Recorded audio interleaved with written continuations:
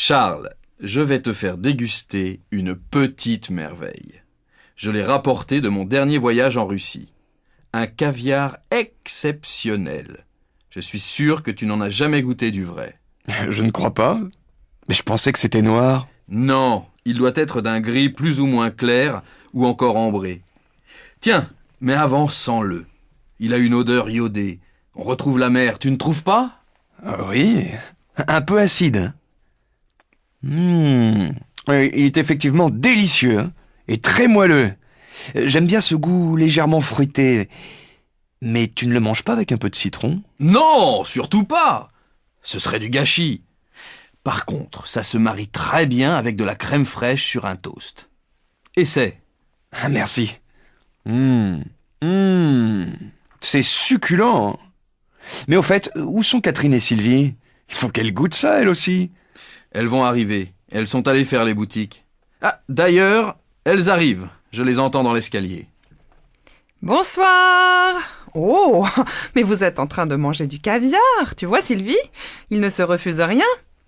J'espère que vous nous en avez laissé. Tenez, prenez un toast grillé et préparez-vous une tartine. Mais dépêchez-vous, sinon il ne vous en restera plus. Alors, vous avez fait des folies? Catherine s'est acheté un manteau en cachemire. Touche comme il est doux. À la fois léger et très chaud. Magnifique, non? C'est vrai. Et toi, Sylvie, tu n'as rien trouvé? Si, je me suis offert une paire de bottes. Elles sont souples et donc très confortables. Regardez comme elles sont belles. Oui, pas mal. Bon, et mon caviar alors? Vous le trouvez comment? Pas mauvais, mais il a un goût de trop peu et je meurs de faim, pas vous? Je propose qu'on aille dîner. Tu as prévu quelque chose? Non, mais écoutez, le restaurant italien en bas de la rue sert des plats de pâtes succulents. Après le caviar, des pâtes, c'est original, non?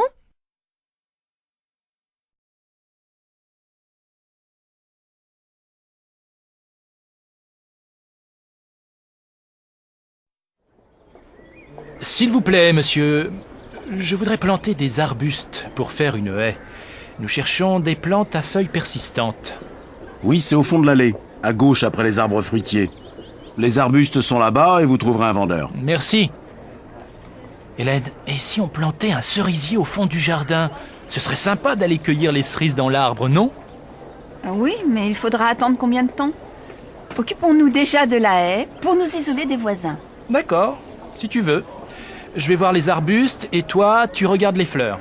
Je te retrouve dès que j'ai fini. Alors, tu as trouvé? Oui, j'ai pris plusieurs espèces, dont quelques arbustes à fleurs. Ce sera pas mal, je crois. Et toi, tu as trouvé quelque chose? Oui, un rosier grimpant, 2 pieds de pivoine et des oignons de tulipe. Je vais aussi prendre des graines de giroflée, j'adore ces fleurs. Je te laisse choisir. Les fleurs, je n'y connais rien. Allez, je vais à la caisse. Tu m'y rejoins.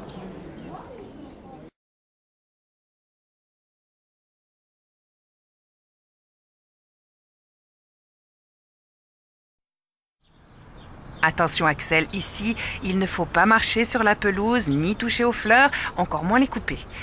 Tu peux seulement les regarder et les sentir. Elles sont belles, non?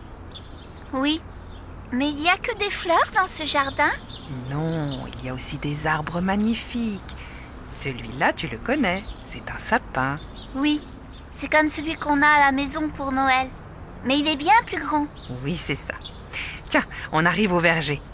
Ici, il y a plein d'arbres fruitiers, des pommiers, des cerisiers, des pêchers, des poiriers. Quand les fleurs seront tombées, il poussera des fruits, des pommes, des cerises, des pêches, des poires. C'est joli, non? Et à côté, c'est le jardin potager. Là, tu vois, ce sont des carottes, des haricots et voilà des plants de tomates. Et ça, c'est de la salade. Non, ce sont des feuilles de citrouille. Dis, mamie, il n'y a rien de plus amusant que des plantes dans ce jardin? Si, on va aller à la serre avec des plantes du désert, comme des cactus. Ils sont couverts d'épines et ils fleurissent quelquefois. Il y a aussi la serre tropicale où poussent des plantes avec des feuilles énormes aux formes bizarres.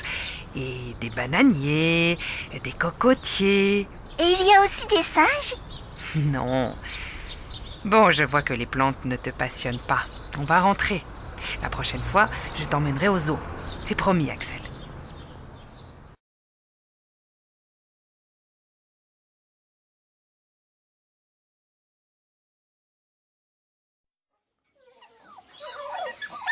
Ce chiot est très beau. Il est de quelle race? C'est un cocker américain. Il va beaucoup grandir? Je dis ça parce que j'habite en ville, dans un studio. Non, il ne deviendra pas très grand. C'est un chien qui peut vivre en appartement et qui aime beaucoup la compagnie. Il demande beaucoup de soins? Il faut le sortir, bien sûr, mais c'est un animal tranquille. Seulement, il faut le brosser régulièrement car ses poils sont longs. Mais ce n'est pas nécessaire de le faire toiletter très souvent. Il a quel âge? 3 mois. Il est en excellente santé. Le vétérinaire l'a vu avant-hier. Regardez son pédigré. Il fait quel prix? 550 €. Bon. Merci, je vais réfléchir. Je reviendrai vous voir samedi prochain avec une amie qui connaît bien les chiens.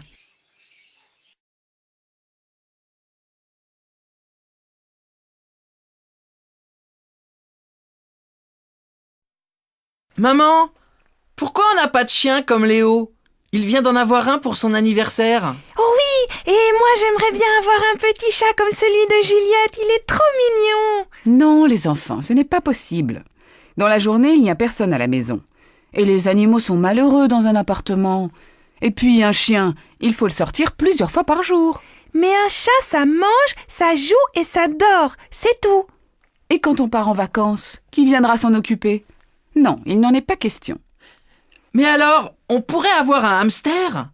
C'est petit, ça vit dans une cage comme un oiseau. Ou bien, on pourrait avoir un poisson. Ou une tortue. Et pourquoi pas un serpent ou une souris? Les enfants, ça suffit.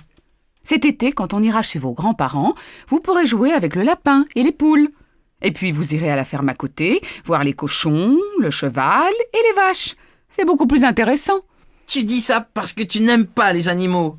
C'est vrai, je n'aime pas les animaux enfermés. Il faut les laisser en liberté.